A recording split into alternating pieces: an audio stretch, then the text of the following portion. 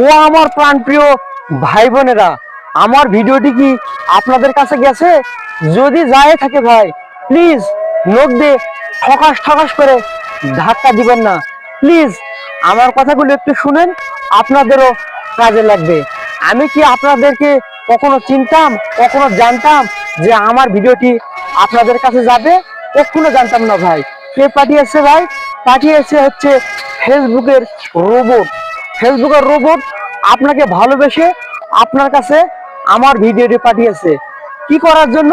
আপনার সাথে পরিচয় হওয়ার জন্য, সাক্ষাৎ হওয়ার জন্য।